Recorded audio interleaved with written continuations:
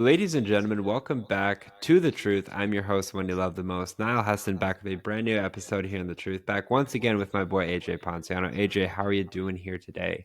I'm doing great. How about yourself now? I'm doing great. This is our third recording of the day. Obviously, we're recording this early in the week.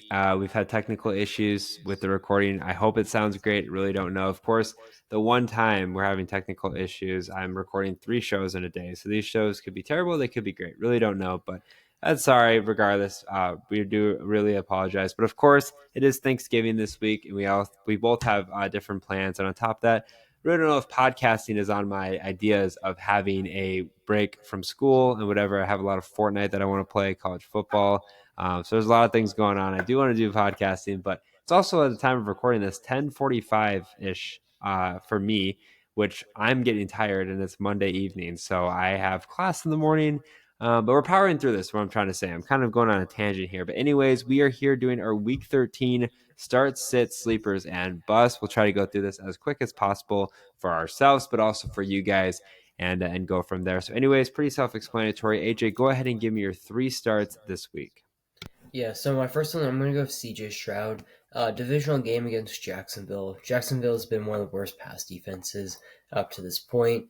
July just under 3,200 total passing yards, about 23 passing touchdowns, only 5 interceptions. One of the big things that Jacksonville, shows how bad their defense is, that they're allowing a 111.6 passer rating. Which, if you guys don't know, if your quarterback ends with a 111.6 passer rating in a game, you're probably winning that game. Which that's also the highest in the NFL by almost 6 points. The next closest is 105. Is a couple 105s, one by the Giants, and then I don't see who. There's no 105. Oh, by the Panthers. I mean, they have the worst passer rating against quarterbacks this season, and divisional game where Nico Collins is going to be a little bit more healthy. Tank Dell looks solid last week. They just lost against a divisional opponent in the Titans. They want a bounce back game here. They need a win, especially a team that's looking to seal this division up. A big and bounce back win here against Jacksonville, having another divisional win under their belt, will be a huge step forward into winning the division and making the playoffs. Next up, I'm going to go with Bucky Irving. Bucky Irving had a really good game against the Giants. It was a slow start in the beginning until he had like a 60-something yard, I want to say a 66 yard or 56 yard touchdown, rush, or not rush attempt. He almost had a couple touchdowns this game also. He had two receptions that ended at like the 1 yard line where he was tackled. But he also finished the day, I want to say it was with 6 receptions in this game. I wouldn't be surprised if they keep on giving it volume. One of the big things about Bucky Irving is how much receiving value was he going to get. And I mean, they showed he has 6 receptions. Usually, Rashad White is that receiving back for the Bucks, but this week it was Bucky Irving, and now they're going against the Panthers, a divisional opponent here with the worst run defense in the NFL. They've given up 17 rushing touchdowns up to this point, which is the second most, and they've given up 1,766 rushing yards, which is the most in the entire NFL. I wouldn't be surprised if this is a big rushing game. Baker kind of just takes a step back here, and Rashad White, Trey Tucker, Bucky Irving all have big games. But if Bucky's going to be used a lot more in that receiving game, I mean, we saw what he was able to do last week. He had, I believe, 100 combined yards or close to 100 combined yards, 6 receptions. I don't think he got into the end zone, if I remember correctly. There's a chance that he did. It was against the Giants when they put up 30 points. But, oh, yes, he did get in the end zone. He had a rushing touchdown. Yeah, 130, 140 something total yards. I mean, just really good. I wouldn't be surprised if he puts up numbers somewhere that maybe not as much on the receiving end, but another 80 plus rushing yard day with a touchdown with 2-3 receptions for 20 yards. I wouldn't be surprised with those numbers. And last up, I'm going to go with Najee Harris. Najee has been one of the most consistent running backs the past since his rookie year. I want to say it's 3 years ago, 4 years ago, up to this point. Last week didn't have the best week there against the Browns. Was really slowed down, but against the Bengals, another divisional opponent, bouncing back. Bengals rush defense has been all right. They've given just over 1,400 total rushing yards up to this point, but 15 rushing touchdowns. But like I said, Najee's just been consistent. One thing I always say about Najee is he's never going to be that guy who's going to have the huge flashy games all the time, but he's going to give you consistently 1,000+ yards on the ground every year. He's not going to give you too many touchdowns. I want to say he averages like 7 to 8 rushing touchdowns, but throughout his career, I mean, you know what you're going to get out of him. And going against a divisional opponent where it isn't as good on the ground as the Browns that they just faced, again, and the Bengals. Bengals give a lot of rushing touchdowns. This is a game for Najee that I think he'll take a big bounce back. He's always been good against the Bengals throughout his career when they faced off against each other. This is a game where I could see him getting close to 90 to 100 yards, a rushing touchdown with like a reception. So for me, my three starts, my first is going to be Kyler Murray, and I think Kyler Murray is an obvious one. I think people are a little bit concerned though, just after the week that he had last week. I mean, obviously his rushing value has not been there really in the last 3 or 4 weeks. Only had 2 carries for 9 yards last week against Seattle, 285 yards passing to one interception. I think a lot of people are worried about that as a whole, but moving forward, I think Kyler Murray could continuously be a starting option just for the sheer nature of talent that he's had. And he's also the eighth position ranked quarterback. On top of that, Minnesota's defense has been prone to having, other quarterbacks have success. Even though the defense has been really efficient, the Vikings do give up a lot of passing yards and overall rushing yards from quarterbacks. So I don't think you should worry. I think they maybe got a little bit too complacent coming out of the bye week there, only scoring 6 points. I think the Cardinals offense is going to rebound very nicely. Secondly, I'm going to go with Jonathan Taylor. A couple of bad weeks for Jonathan Taylor, 7 points in week 11 on 24 carries for 57 yards. And then last week, just 11 carries for 35 yards against Detroit. He obviously has got to be a must start every week. He's rostered in 99.8% of leagues. It is going into an interesting game at New England, but he's going to be able to let it loose with the bye week the following week. And the Colts offense as a whole has obviously been rough to watch. Anthony Richardson kind of took a step back once again after having good success the week prior against the Jets. I think, in this Patriots matchup here, I think Jonathan Taylor gets back to being a reception running back as well, which he showcased a lot during last year.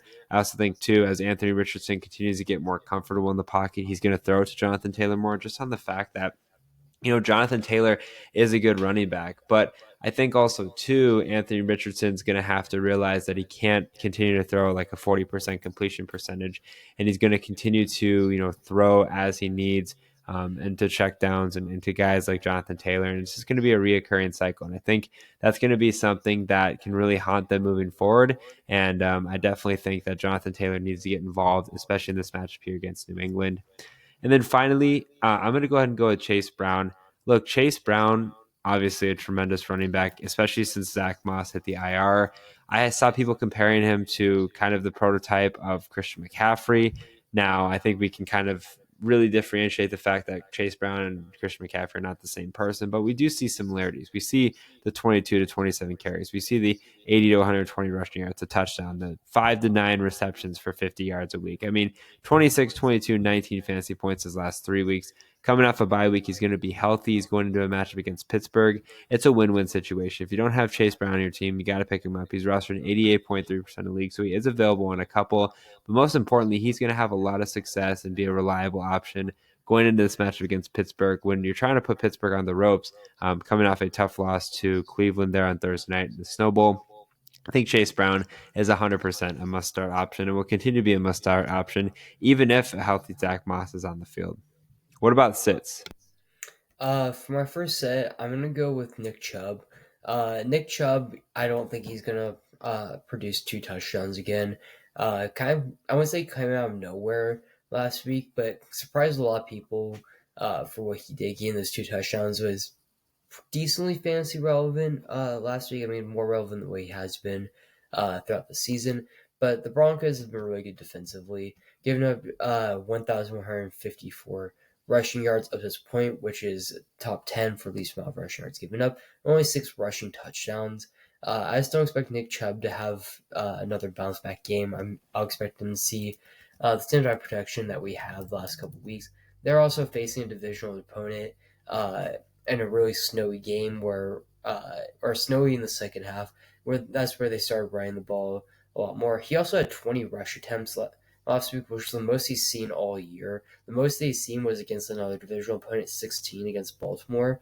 And each one of those games, even though he's getting a good amount of rushing attempts, he hasn't gone over 60 yards. 59 is the most he's ever had, and that was just last week. And touchdowns, two of them. He's had three this season, and two of them just last week. Another season high. I don't expect that to happen again against this Broncos run defense. Next up, I'm going to go with James Conner. James Conner the last 2 weeks just hasn't been productive against decent run defenses, but not great. Against the Jets 2 weeks ago, 12 rush attempts, 33 yards with a rushing touchdown. He did have 5 receptions for 80 yards. So that's one thing in the rushing department where he's slowed down. The receiving game has gone up.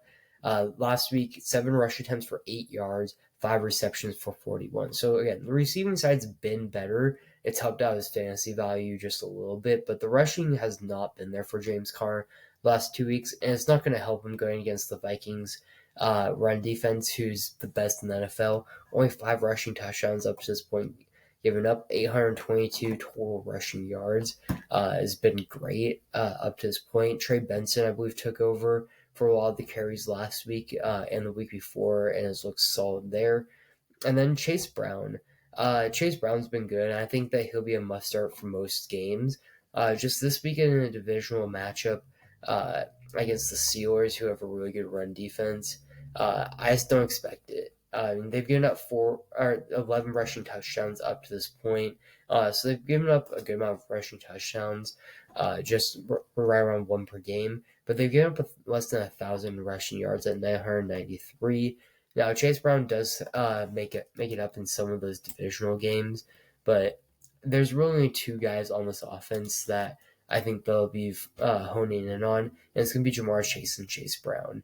I mean, those are the only two guys you really have to worry about this offense. I think the linebackers have been good enough there for for the Steelers to be able to hone in on them.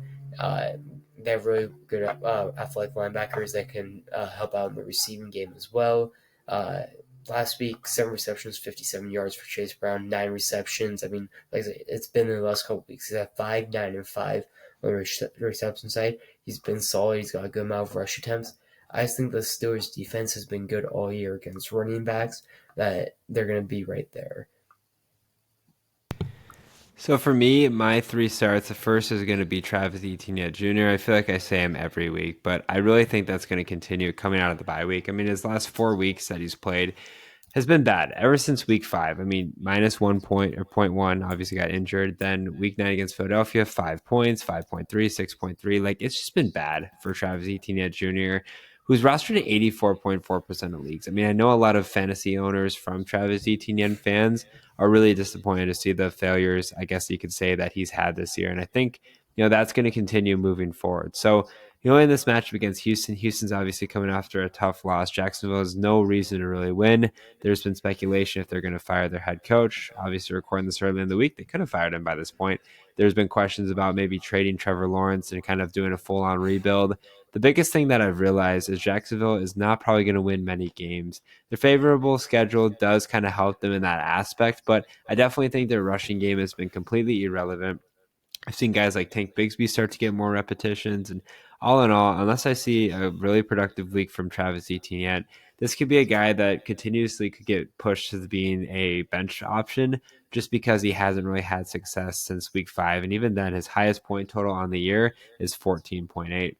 Secondly, I'm going to go with Adam Thielen. He made his return, I believe, after 8 or 7 games of being injured. 3 catches, 57 yards, 8.7 fantasy points, actually his second highest total in the year, but really just wasn't getting targeted as much as I was expecting. Had 4 targets coming from injury, which isn't too bad, but I think guys like Xavier Legette obviously had good amount of success. And there's some other guys that I think are really going to get the shared nature of possessions.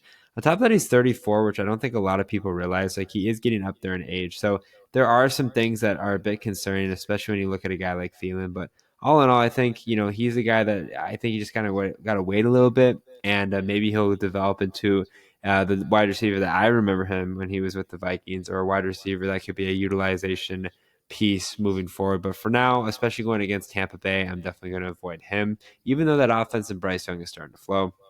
And finally, I'm going to go with Deebo Samuel. Now, Deebo Samuel, 1 catch, 21 yards for 3.1 fantasy points. Week before that, 4 catches for 22 yards for 6.1 fantasy points. It's just been weird for Deebo Samuel. Like, it hasn't been the same Deebo Samuel that we've seen really throughout the year, but especially these last couple of weeks here. Obviously, he's been dealing with some injuries on top of that. Brandon Allen was their quarterback, did not have Brock Purdy last week. They just did not look comfortable. George Kittle got the sheer nature there. Christian McCaffrey struggled. John Jennings, all right. Like, this offense is just not flowing. This is a team that's obviously not in a great position. They're fighting for a wild card spot, really a divisional spot at this point. I think there's probably going to be one representative, depending on how things shake out, maybe two.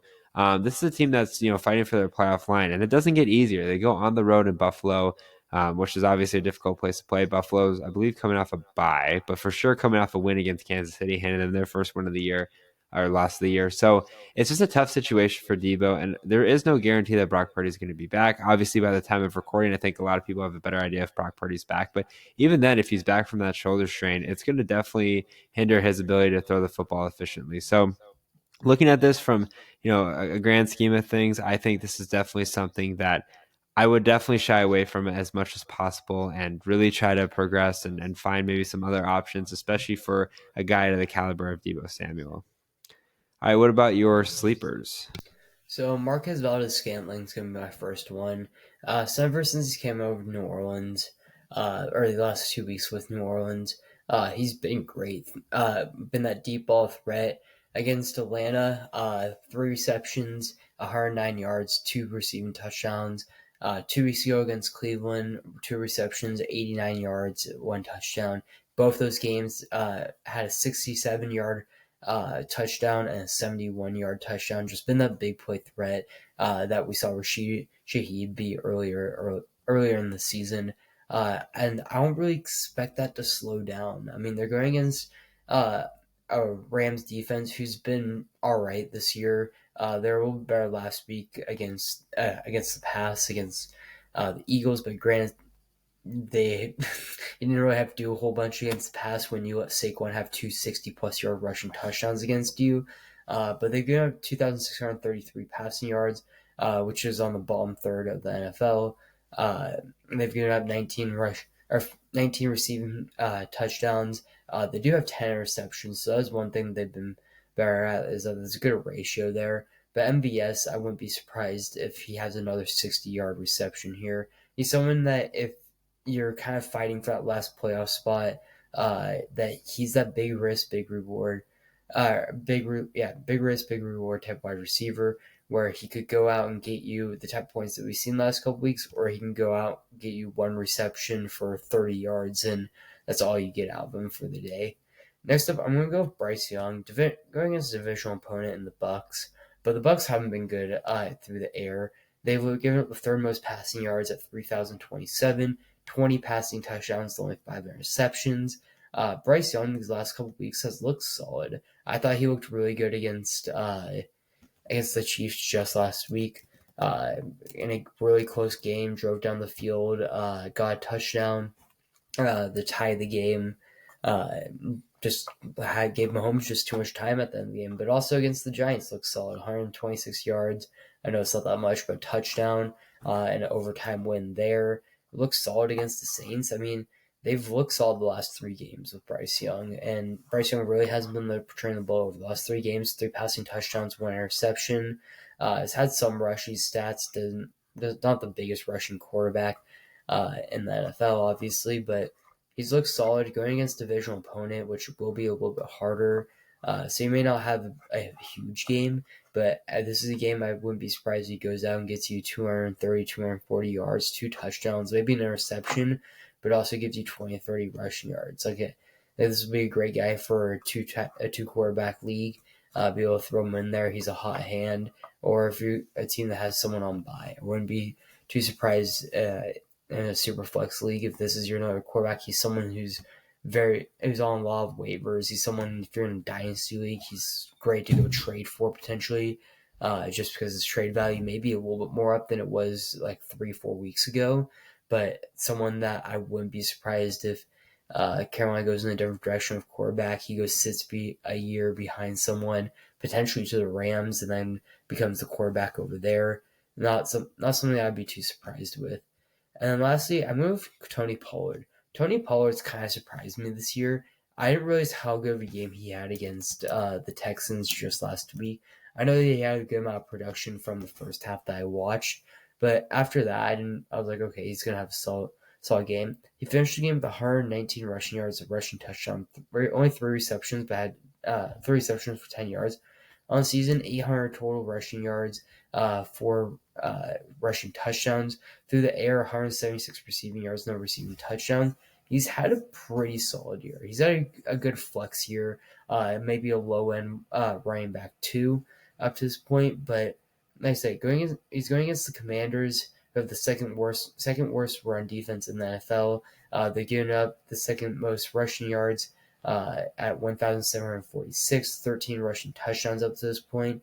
I mean, this is the exact type of game that Pollard could go off and have another 100-yard game. I think it may be closer to 80, 90 yards here. I mean, he does get another touchdown, maybe one, two receptions, but he's shown that's what he's able to do week in and week out, and he's gained the production. He's gained the carries each week. Last week I said 24. The 2 weeks against the Chargers in Minnesota, they were down a lot of those games, so only 9 rush attempts in each of those games. Then you go back you see 26 and 20 the prior games before that, in games that are a little bit closer. And I expect this game to be a little bit closer than what we saw in those games where they're behind and they weren't rushing as much. So for me, my first sleeper is going to be Kirk Cousins. He's had a kind of a downward trend ever since week 8, where he had 28.6 fantasy points, 17.8, 10.2, and 5 the week before last week, which was their bye week. Against Denver, 173 yards, one interception. Obviously, Kirk Cousins is not going to blow you away. If anything, with rushing value, he's strictly, going to be throwing the ball through the air. Goes up against the Chargers at home. I think more than anything, this is going to be a well-rested team. Chargers obviously coming off a loss to the Ravens. The Chargers kind of showed their ability to give up some passing yards, and I think Kirk Cousins can take advantage of that and manipulate that. On top of the weapons that they have, this is a Falcons team that's really hoping to win the NFC South this year and kind of in a position to do so, at least at this rate. I think they're going to continue that momentum with the Chargers. I think they can come away from LA with a win, but more importantly for your fantasy teams, I think Kirk Cousins could get back to that 16, 17, even 18 fantasy point production, which again is maybe not eye popping, but for where Kirk Cousins is at in the season and when you need a reliable option, Mr. Consistency, Mr. Checkdown, whatever you want to call him, Kirk Cousins, I think could get you a huge week for the grand scheme of where your fantasy lineups are at and how your teams are going to look moving forward. Secondly, I'm going to go with Will Levis. I feel like I talk about Will Levis every week. In 1 week, he's the best quarterback of all time, still going to hold down my Hall of Fame take. But secondly, I also feel like at times he's the worst quarterback of all time. And I argue that you shouldn't start him. But 3 weeks, 19 points, 15.6, 16.1. I mean, 3 consistent weeks there from Will Levis coming back from injury. Going on the road against Washington is not going to be an ideal situation. But again, what I said last week is the fact that he's competing for his job right now. The Titans may go out in the draft and get another quarterback. They have a lot more they need to address other than quarterback, but we're certainly in a day and age where addressing the quarterback position always seems to be kind of huge. So looking at Will Levis from that scheme of things, I think he's going to be competing for something greater. On top of that, Washington's kind of struggled as of late. They had that, I'm going to say lucky touchdown, but it was a very close to being a lucky touchdown with Sari Terry. And then they missed the extra point. Like, what was that game all about? But this is a team that obviously lost a close game. They're going to be hunting for not only a win, but hunting for that NFC East division. It's going to be a challenging task. But I feel like with quarterbacks, especially like Will Levis, either he doesn't come up to the challenge or he has a tremendous week. You never really know anywhere in between. But I think you gotta continue to ride the momentum. He's shown, the worst of Will Levis, getting down to 6, 7 points, but he's also shown 16, 17, 19 fantasy points, which is a consistent option moving forward. And then finally, I'm going to go with Famous Jameis. I mean, Famous Jameis didn't show a lot per se in fantasy last week when they played Pittsburgh in the Snow Bowl, but that's because it was in the Snow Bowl. It was terrible conditions. 219 yards, one interception, 3 carries, 7 yards, and a touchdown. Like he actually, if they weren't playing in the snow, there's an opportunity for maybe him to get back to 17, 18 points. They are going on the road in Denver. Denver is riding some momentum. They've been playing hot, which is obviously a difficult place to play. But I think Jameis could continue to kind of have that productivity that people are kind of looking for. On top of that, he's rostered in 10% of leagues, so he's definitely out there, especially for fantasy teams that are looking for some stability, looking for a guy to be kind of hit or miss. and a guy that can be consistent. I think Jameis Winston is definitely that guy. I don't think he's going to get upwards of 26 points, but he's shown what he's able to do, and I think there's been a low expectation for him. I see him comfortably in the 17 to 20 range, which, again, for fantasy teams that are looking to make the postseason, that could be absolute money and right in that money spot there. So I definitely would bet the Jameis Winston hype, and especially in this matchup, even if it's been a difficult one per se in Denver. Okay, what about Bus? So first one, this one is a little bit more out there, but I'm going to go for Bijan Robinson going against the Chargers. I know that the Ravens had a pretty good rushing game. I believe just Hill had like a 50-something rushing yard touchdown. Derrick Henry had like 120 rushing yards in this game. But I'm just going to go by the numbers before that game with the Chargers and their rush defense. They've only given up 3 rushing touchdowns before this game against the Ravens. Only 1,100 total rushing yards given up, which is top 10 in the NFL. I'm just going to go off those numbers as of right now. And like you said, with that Raven Chargers game, the Chargers shown they can give up a lot of passing yards in this game, and I wouldn't be surprised if that's kind of the direction this offense flows.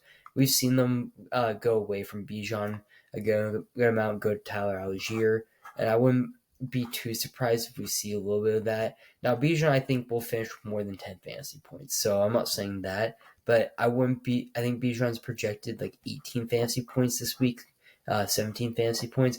I wouldn't be surprised if he doesn't go over 12. If he stays in that 10 and 12 range, I wouldn't say that he's going to be a complete bust, but I wouldn't expect the type of numbers that you expect out of Bijan week in and week out, especially for how good this Chargers defense has been looking. Next up, I'm going to go with Brian Robinson Jr. Going against the Titans. They are at home, but the Titans run defense, the run defense has been solid. Top 10 in the NFL, 1,174 rushing yards given up, 11 rushing touchdowns. But one thing last week against the Texans is they shut down Joe Mixon. I mean, Joe Mixon was not a factor in this game. First half, he had like maybe like 15 rushing yards. He had less than 20. I was like, okay, he's going to bounce back in the second half. Nope, he finished the game with 14 rush attempts for 22 yards. He's actually the only running back to get rush attempts. CJ Stroud was the only other ball carrier at 3 rush attempts for 18 yards. I mean, they shut down that running game there. Joe Mixon has been one of the best running backs in the NFL this season when he's been healthy. And Brian Robinson Jr., he was shut down. I wouldn't say completely shut down, but I would say shut down overall against the Cowboys. I mean, there's so many other guys that rushed the ball that were more productive than he was last week against the Cowboys, and the Cowboys have one of the worst run defenses in the NFL. I mean, we saw Jane Daniels, what he could do. Austin Eckler had more carries than him, 9 for 22. Jeremy Nichols, 3 for 22. Dami Brown, a wide receiver, 1 for 14. Brian Robinson Jr., 5 rush attempts for 13 yards. I mean, he just didn't look good last week against one of the worst run defenses. Now he's against one of the better run defenses. And I did figure out why the Titans have so many least amount of yards given up in both passing and rushing. It's how bad their kick and punt returns have been. I was watching it; they were giving like 30 to 50-yard kick returns every single time. Like they just give up short fields, so that's why they're so bad. But their numbers look so good, is because every opponent's starting off with a short field, so that's why the yards are so different like that. And something you mentioned earlier, Deebo Samuel. I mean, Debo has been a shell of himself. Kind of disappointing for me because he's someone that I have in our dynasty league, and I was expecting him to be my wide receiver too. He's gonna be Cup and then him. I thought he's gonna have a really productive year this year, especially once I heard Ayuk was gonna be out with injury. But Brandon Allen did not use him at all. I mean, he had 1 reception for 21 yards in this game on 4 targets. But even before that, with Purdy, 4 receptions, 22 yards against the Seahawks. And then outside of that, I mean, has had only 200-yard receiving yard games here. And it's not like he's doing as much on the ground. The most carries he had to go back to week 1 at 8 rush attempts for 23 yards and a touchdown there. I mean, only 1 receiving touchdown, 1 rushing touchdown so far this season. He just isn't reliable at this point. I almost put him in my must-sits, but honestly, you probably like yourself and myself, we're probably not going to sit him just because there's always that potential that he could come out and have a big game, and you really don't want that on your bench, especially this part in the season. But every time I look at Debo in my lineup, I'm like, do I really have to start him? And I do always end up starting him because he's shown that he's able to have some big games, but he just hasn't shown the consistency. Plus, going against the Bills defense, they have one of the better pass defenses this season. They're more middle of the road in yards given up, right around 2,500, but only 16 passing touchdowns given up, 13 receptions. I do think Purdy will be back in this game, but even if he is, Debo hasn't looked great with him, and Brendan Allen's a starting quarterback. I feel even worse about starting him. So for me, my three busts, the first one is going to be Tyler Conklin. I know he's a consistent bust, but I kind of wanted to go off the page and do a guy that I haven't really talked about too much. Conklin had some highs. He's also had some lows. His lows the last 3 weeks have been relevant. One catch, -3, one catch, 8 yards, and one catch, 7 yards. Obviously, I think the addition of Devontae Adams has kind of plagued Tyler Conklin's ability just in general, well, alongside Garrett Wilson for that matter, but really the addition of Devontae Adams. He at times can be a big touchdown threat. He's been a big touchdown threat in the past, but no reason for to start him at all, really even to roster him. He's rostered in 19% of leagues. So there are people that are kind of using him as a tight end too. Hard to believe that guys like Tyler Conklin are rostered as at least a backup when you don't even have a guy like Jameis Winston or even Will Levis on your fantasy team in general. So definitely would avoid him. Secondly, I'm going to stick with tight ends. I'm going to go with Colby Parkinson. Again, I got another tight end that's really had no production. I think there was some optimism going into the bye week. We had 12 catches for 12.2 fantasy points, 7 catches for 52 yards. But other than that, just really hasn't been efficient at all. One catch, 10 yards, one catch, 19 yards last 2 weeks. And then 2 weeks before had 0 receptions in general. At New Orleans this week, obviously with Cooper Kupp and Puka Nacua, there's obviously zero value for him, even at the tight end position. And again, rostered in 8% of leagues. So people are kind of starting to realize that he was at one point rostered in like 50% of leagues. They've definitely seen the downward trend. I think that's going to continue. I can basically remember every Colby Parkinson catch because it's very rare and not very often. And finally, I'm going to go with Justice Hill. Justice Hill coming off that big 51-yard rushing touchdown for 14.2 fantasy points on the day. Lost me a fantasy league, which I'm still a little bit bitter about. But the fact that Justice Hill was his RB2 going into that matchup and he won by 2 points really kind of hurts. Really kind of hurts. I have a little bit more animosity towards him. But, going into this matchup against Philadelphia, it's going to be a tough running matchup. I think maybe the Ravens are going to try to do what Saquon Barkley did to whoever they just played. I can't remember. It's late in the evening, guys, right? Give me some slack. But Justice Hill, I think at times has some value just of his pass catching volume. 6 catches, 78 yards, one touchdown against Buffalo, 4 catches, 28 yards. Like he has some reception value. And if for some reason anything were to happen to Derrick Henry, he's the guy that could be a reliable option from the get-go. So when you look at it from that scheme of things, there are some things to be excited about. But when I look at him as a whole, I just don't see him as a reliable option. Maybe some people are comparing him to like a Tajay Spears type of situation. Again, I just don't see that happening. I think really you got to be, specific and kind of see where, they move and where kind of this team goes down the line. I just don't think for now there's the opportunity to kind of have success like he's had in the past or kind of fit into that Tajay Spears type of role. Thank you guys for listening to another episode here in The Truth. If you guys did enjoy it, make sure you follow The Truth on Twitter at The Truth as one to stay up to date with the latest information regarding The Truth, including podcast dates, podcast uploads, and other important information you don't want to miss. Make sure you guys also follow The Truth on Instagram and TikTok at the.tt.truth. I look in to find a drink that offers peak hydration, raises your energy levels, speeds up your recovery, and keeps your mind sharp through focus and memory. Look no further than Acid Rainwater. I'm excited to partner with Bloodline Sports, AZ, and Acid Rainwater, which focuses on peak hydration and productivity while also maintaining ecosystem-friendly product. Use code HESSON15, that's HESSON15 for 15% off every purchase. As always, I'm your host, the one you love the most, Niall Hesson, joined once again by AJ Ponciano. Take care and good night.